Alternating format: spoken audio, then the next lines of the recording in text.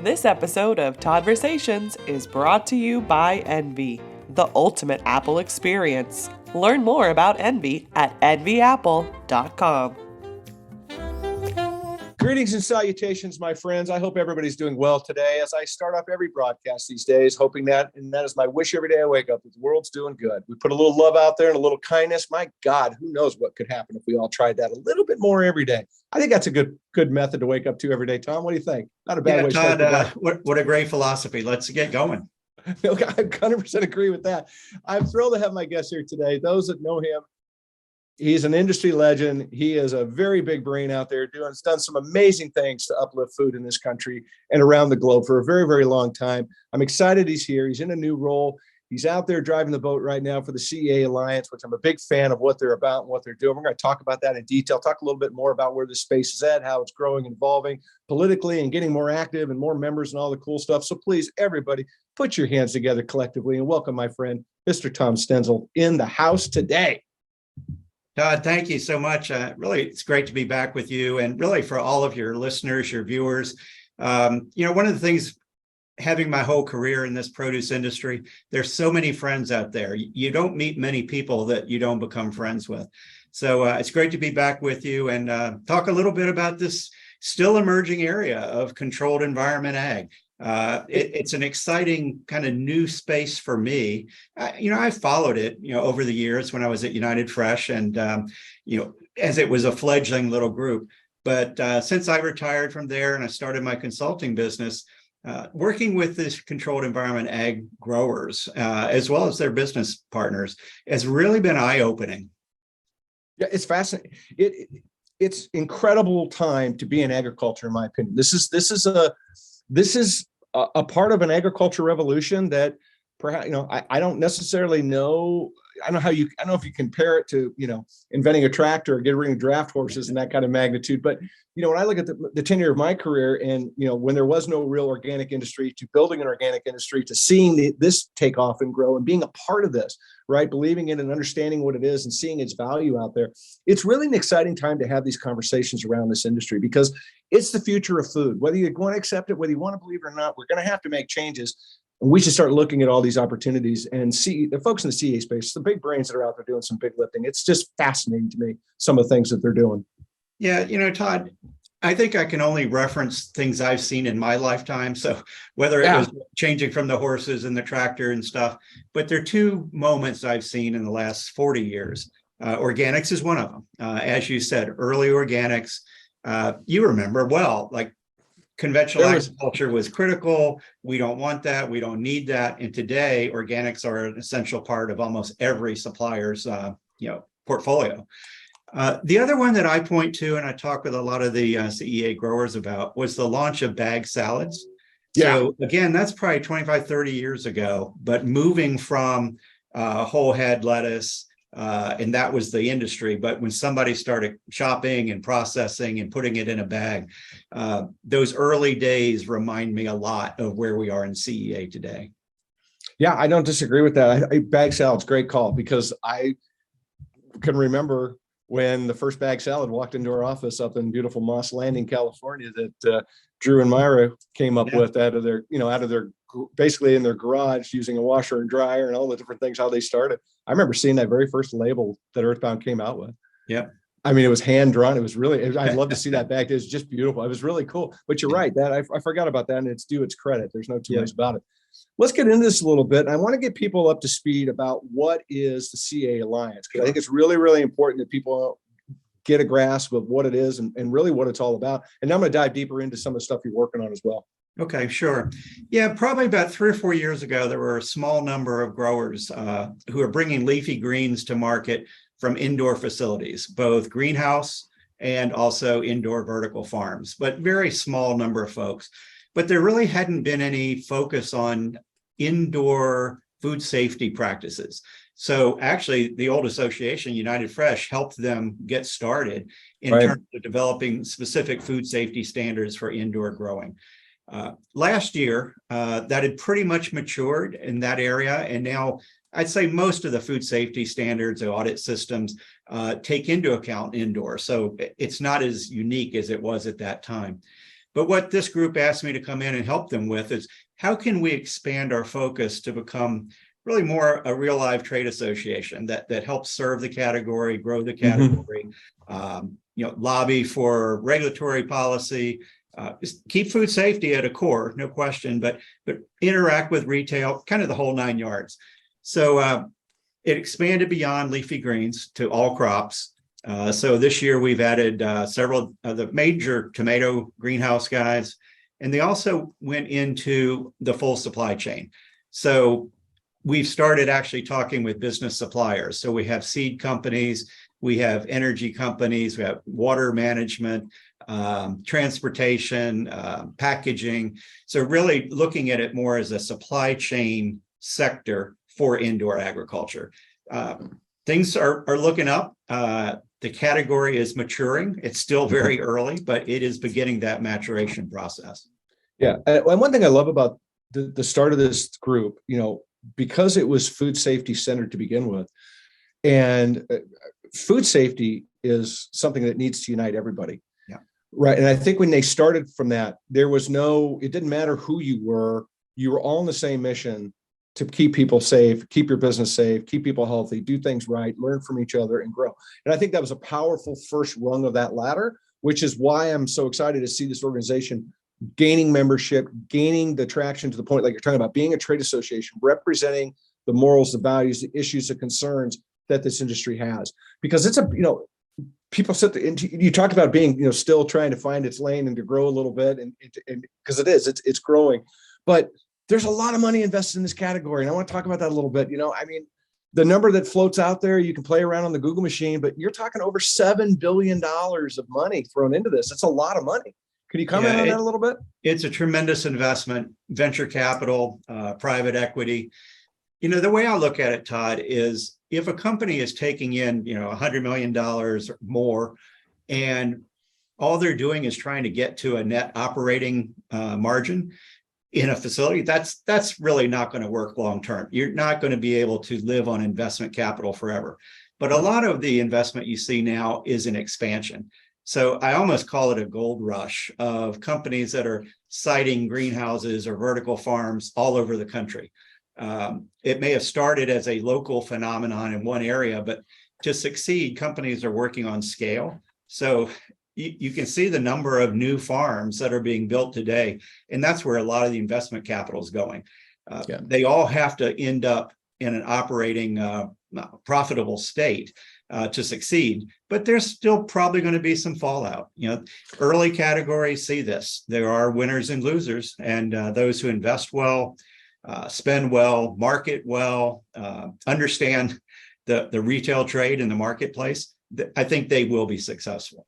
Yeah, I don't disagree with that. And I think that one of the things I talk about in this space and that I get excited about is it's not so much what somebody's doing today, it's what they're doing today that's going to matter in 5 years. That I think we need to remember that's a part that innovation takes capital and innovation takes money. And so therefore, this person here may look like this today, but what they're working on may completely shift and change what they're representing out there, to the public in the future. So it leads me to the question I want to throw at you. It's like, why does this, industry category matter so much, you think, to the future of food? Yeah, I totally agree with that concept. It's a little hard to separate because if you say, I'm going to matter a lot 5 years from now or 10 years from now, but you've got to survive to get there. So the companies have got to have an ability to operate at some reasonable profit level to sustain until they get there. I'm going to go farther out. 50 years from now, this sector is going to be a critical role in worldwide agriculture.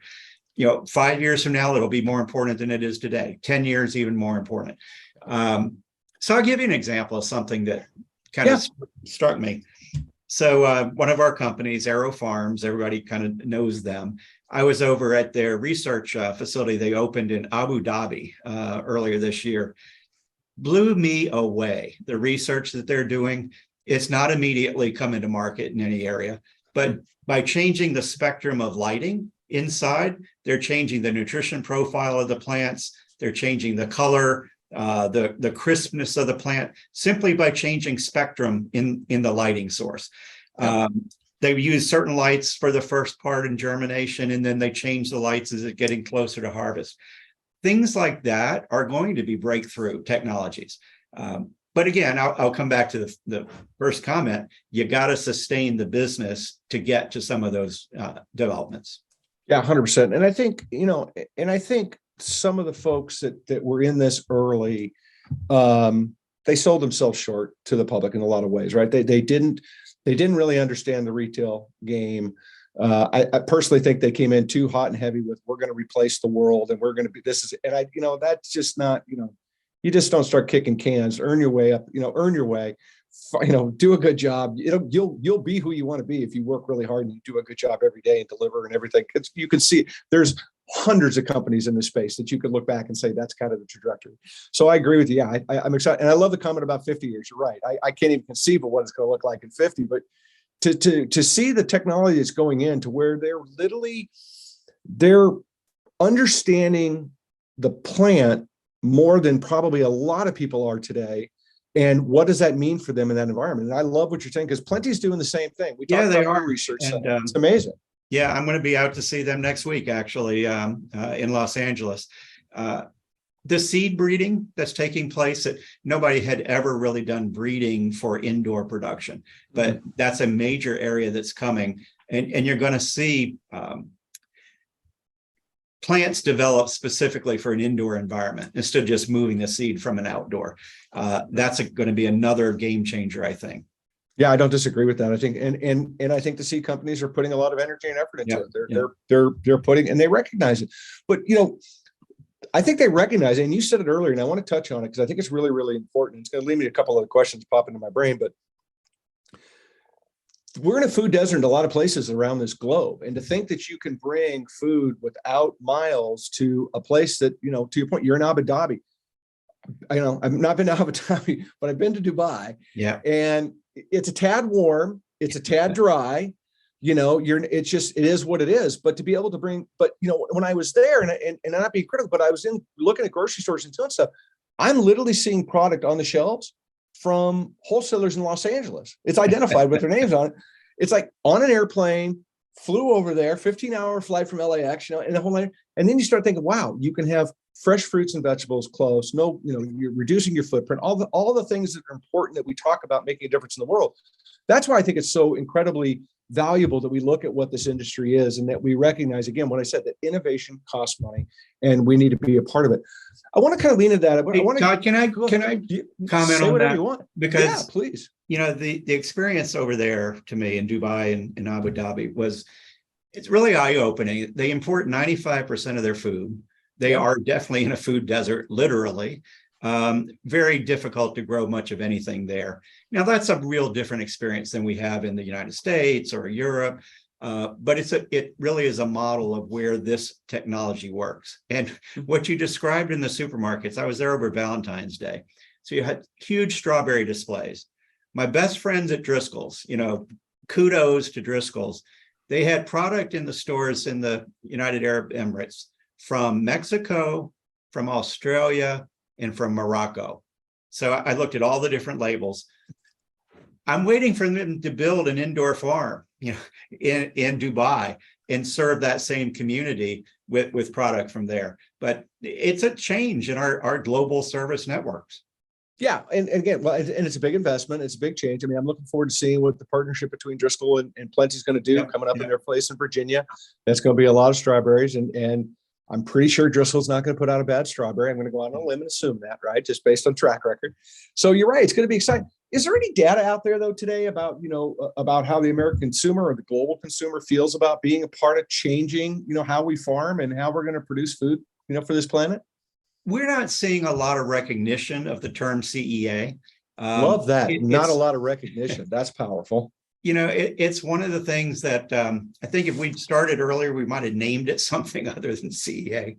But nonetheless, it's so far down that path. When we're talking with retailers, we're talking about the controlled environment and all that goes into it.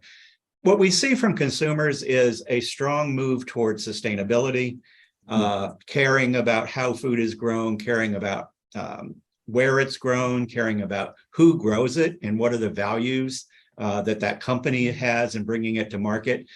I don't think that this category is going to win simply because it's indoor. This category has got to compete with the rest of the world. So if you're in salads, you've got to live up to the highest standards that today's salad companies already do. If you're going to move berries indoors, you've got to live up to those brand names that are providing great berries today. Maybe someday genetics and breeding and other technology breakthroughs are going to help you go higher. We'll see. But at the moment, you have to live up to that. Sustainability matters, but you watch shoppers when they walk down through the produce aisle. Not many of them are picking up, reading everything on the package, and then deciding what to buy. No, they're not. And I think in a lot of ways that's a disservice too, because I think we need to do a better job in this country of helping Americans get a better understanding of and the value of their food more and what it takes. I just spoke recently about what community means to agriculture, right? And we don't think about that, right? But it's the barber shop and it's the tire shop and it's the grocery store that are around those agricultural centers that also are part of the agriculture community. And I think that it's something that I hope that we can continue. And I think CEA just leads that charge of putting food in the forefront and getting people to better understand the nuances involved in our food supply, because we've relied too much on the dry. The invention of the car, has really done a lot for us in a lot of ways, but it's also made fast food a big industry, sure. Right? Eating in our cars, it's a big thing. It's why it's so successful here in the United States, I think, in a lot of ways. And so I'm glad to see that the perspective about driving value into food is something that the Alliance is about, and getting people to recognize that and getting retailers to recognize that. And to your point, a consumer is never going to recognize or value anything if they're not given some help to find its value. Yeah. You just can't walk in and you can't have 15,000 SKUs in the grocery store and go, boy, I hope they find me, right? That's a tough nut to crack. Yeah. So when you think about that a little bit, you think about valuing food, and from your perspective, because you've got such a great one, talk to me a little bit, if you wouldn't mind, or whatever pops into your brain about how America needs to look at valuing farms and food a little bit with a little more care and detail. Yeah. I think early COVID, there was much more appreciation for what it took to keep food on the table, to keep food coming from farms through a supply chain, transportation, all the way to the frontline workers in retail stores. We continue to feed America. It was nothing short of a miracle. And I think there was a greater recognition of that food supply chain. Farther away we get, you drift in consciousness a little bit. But I do think that this sustainability thing, climate change, those are going to be with us for the future. Yeah.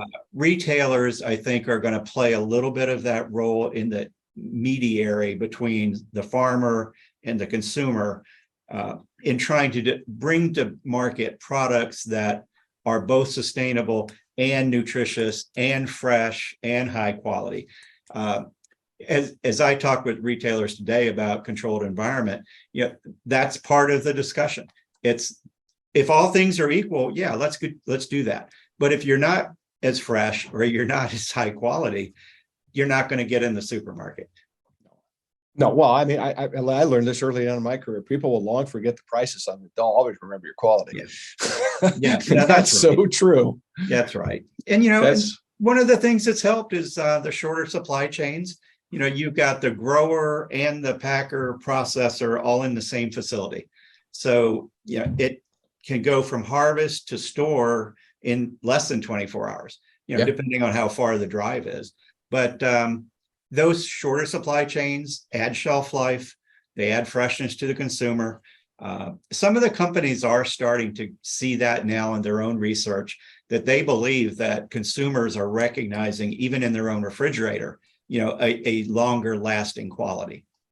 Yeah, I would think so. I would agree. As a consumer myself, I recognize that. Yeah, there's no two ways about it. And I love your point that when you think about something, let's take tomatoes, take a berry, either one of those, right? They're a lot of times often picked incredibly too early to get through the supply chain, which depending on where you live can affect a lot of things, especially if you're farther away from the source, because you could be riding on a cold truck, which is never a good way to go with tomatoes, right?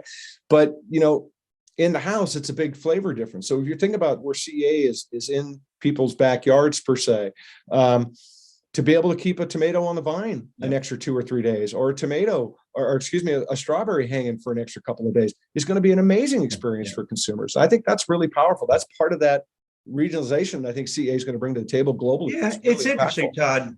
And I didn't realize this from my previous work, but there's such a range of CEA. I think you're going to see distributed agriculture in this space. It's really not too expensive to set up a small vertical farm almost anywhere now. So there are companies, part of the CEA Alliance, who are basically setting up small display, manageable growing operations in colleges, in college dining areas, in hospitals. So when you go to the hospital, there's a little farm in the hospital. Then you move up a level maybe, and people are selling what's basically the trailer model. So you can set down a trailer in the middle of a retail parking lot and grow a variety of different products that way. And then you're going to go up to the scale of the Plenties and Bowery and the other greenhouse, Gotham and Revolve Greens. Those are going to be national players, but you're going to see that localization as well. Yeah, 100%. It's like I said, it's going to be an exciting ride, and I wish that we would look at it harder. I certainly wish the organic industry would be a little more friendly to what's going on with this. I'm certainly one that gets a lot of crap for my position on it, but I look at it like we got to feed the world. If we can feed the world organic produce, isn't that kind of the goal? For anybody that's in the industry, is that not the end game that we all wanted? I don't know. That's what it was when I read the book 40 years ago. Maybe the book changed. I haven't got the second version. I'm not quite sure. One of the things that you guys are doing, and one of the things that a trade association in a lot of ways is about information and informing. And we talk on this broadcast all the time with our friends at the USDA about participation and why government matters and why you need to be a part of things like the Farm Bill, which is a massive thing that a lot of people don't understand. If you think a phone book is big, get a copy of the Farm Bill. I think I'm not mistaken, I'm guessing, but you could probably correct me if I'm wrong. I think it's like 8,000 pages. Yeah, it's up there. Let's put it that way. It's a lot. So talk to me a little bit about, and because you come from this background so brilliantly in the way that you've worked, the halls of DC in your career, but talk a little bit about the different levels of the government and what you're doing and who you're talking to a little bit and why that matters. Yeah. So we're still at an early stage, I would say, as CEA within U.S. agricultural policy. The last Farm Bill was 2018. And for the first time, they created at USDA an Office of Urban Agriculture and Innovative Production, right? Which is kind of where we are pigeonholed at the moment. But it was good. It's a start. So 5 years later, our goal is to expand that office, of course, but also kind of start a rethinking of where does indoor agriculture fit within U.S. big ag policy. So we're not trying to revolutionize anything. We're certainly not trying to, take money away from any other agriculture areas. We are part of the big agricultural picture, but we should be a part. It should be a recognized focus in the conservation programs, in the loan programs, in the R&D research programs, all of those areas. So in our meetings with both USDA, but also people in Capitol Hill, it's saying, take a new look at this, look at every different type of ag policy in the states, and then ask yourself, how does indoor agriculture fit within those overall policies? Yeah, 100%. I love that. So talk to me a little about the Farm Bill. I mean, because it's an active thing and you've got some really, it's exciting. It is. And we'll see some differences. Definitely. There'll be increased funding in research and development. There'll be these conservation programs. This is one of the funny things that USDA helps farmers if, say, they're going to reduce their water use, they're going to move from open spray to drip irrigation. You can get some resources from the feds for that. Now, if you're growing indoors, you've already kind of made that step as the get-go, but there's no benefit, there's no funding to help you build an indoor farm, even though you're going to use less water per production. So those kinds of things, I think we're going to get in.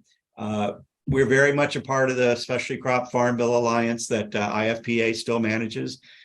We love the nutrition programs. We love the state block grants that go to different state agriculture departments. A lot of the support for CEA has come at the state level. And that's an interesting thing. It's been more economic development, I think, than necessarily USDA type focused. Just next week, I'm going to a signing ceremony with the governor of Virginia. They're signing legislation that supports the growth of CEA farms in the state of Virginia. Cool. But that's the kind of thing that we want to bring also from the state level up to the feds. Yeah, I love that. Oh, congratulations. That's going to be that'll be kind of fun to go do. I mean, but it's so, I think they're recognizing the jobs that it's creating, but I also think that the COVID has taught us to appreciate the word food insecurity a little bit and what that actually means. Yeah. The other thing, Todd, that you mentioned a couple minutes ago was community of agriculture. When I started a long time ago, I don't know, we had 100 different congressional districts that might have had substantial agriculture. What's that down to 25 now? Because, people are growing townhouses instead of food. But one of the things that CEA can do is bring agriculture back to areas that really have not been agriculture. And that does support a community. We were called urban there for a while, but there's just as many facilities going into rural areas to help support their economies as well. Yeah. And one of the big things that I'm a big advocate of is the work that's being done at the schools to try to help kids better understand food. Yep. And, and shout out to one of my heroes, Stephen Ritz at the Green Bronx Machine, what he's done educating children about food and putting it in the classroom and getting kids involved. Yep. And because, my opinion is that the more we invest in our informing our children about the benefits of food and what it's going to be and the different methodologies of how to grow and where to grow and why we grow, the faster we're going to make changes to this planet overall, not only to our health, the climate and everything else. Because climate, that's a whole separate subject, but Mother Nature is going to do what she's going to do, but we're also pushing the ball down the field for in a little faster fashion than we probably need to be. So I think it's going to be really important that we have this cumulative effect of what CEA can bring to folks. I think it's powerful. I really do. Yeah, it's super exciting. It's going to be fun to watch your trajectory go through this in the Farm Bill and getting folks, in DC a little bit more involved. I know in my conversations with the USDA, they're all ears when it comes to this. They want to learn. Yeah, we found that too. It's refreshing, actually. It's a little bit, I'll go back 20 years. Specialty crops or fruit and vegetables really had never been part of a farm bill anyway. Farm bill started based on, soybeans, corn, cotton, those row crops that dominate in the middle of the country. Right. And that's still where all the big money goes. It's like 8 states get most of we were trying to get fruits and vegetables in, and USDA was receptive to that. And I kind of feel it's the same way now with indoor.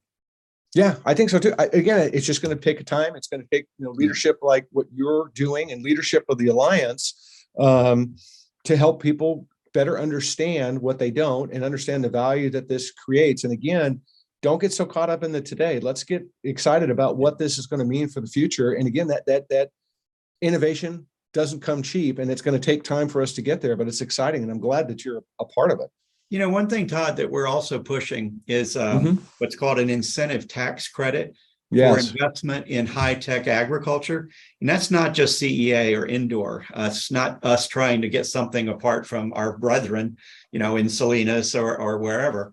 The idea, though, is all of our producers need to be investing in high-tech agriculture, labor saving, automatic harvesting, things like that. But we really do believe that is a process that government should support. So that's another concept that we're pushing. Yeah, I think it's worthwhile. And look, in order to help innovation, we've got to help the people that want to spend the money to innovate, right? And I think it's a good thing. It's and food is not really a hard thing to lean into. It's like, well, that's a good idea to invest in food. Yeah. I think it's smart. Yeah, exactly. So tell me what's going on. I mean, we'll kind of wrap up our time a little bit hanging out, but when you get thinking about the future of ag, right? You threw out 50 years. So you threw me off my game a little bit because I haven't thought that far ahead. But when you think about the future of ag, what, two-part question, what excites you? Okay. And then maybe on the backside, is there anything that concerns you? Yeah, so exciting. Based on where I am today, the work I'm doing, I want to see indoor move to new crops. I think that's the next generation. Yeah. Salads are great. Leafy greens are great. What is indoor 1% maybe, and maybe it grows to 10%. It's not going to take over field agriculture, despite what some of my best members say.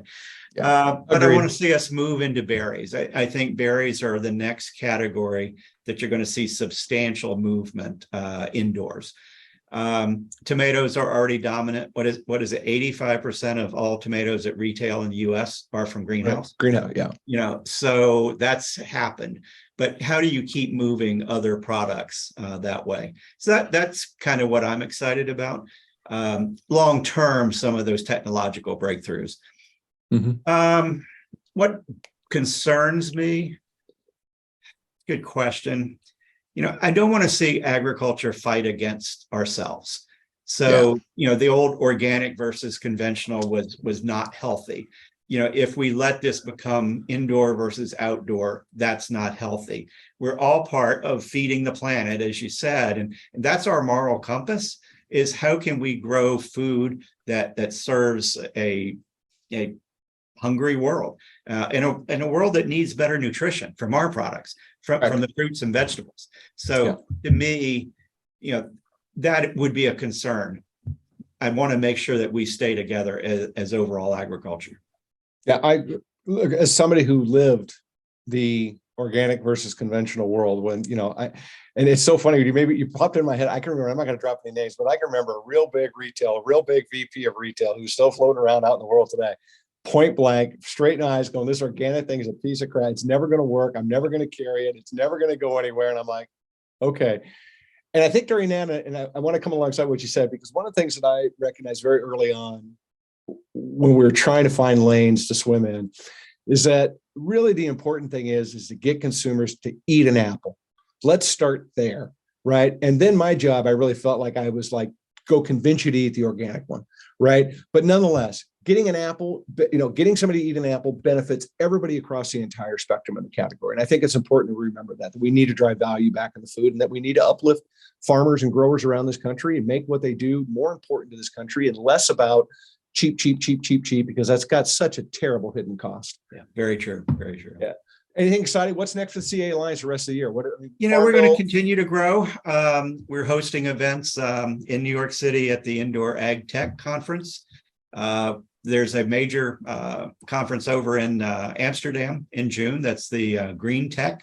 So we're going to be hosting some meetings over there, speaking on a number of panels. One of the more exciting ones coming up end of June in Toledo. It's sponsored by USDA, the Department of Energy, and NASA.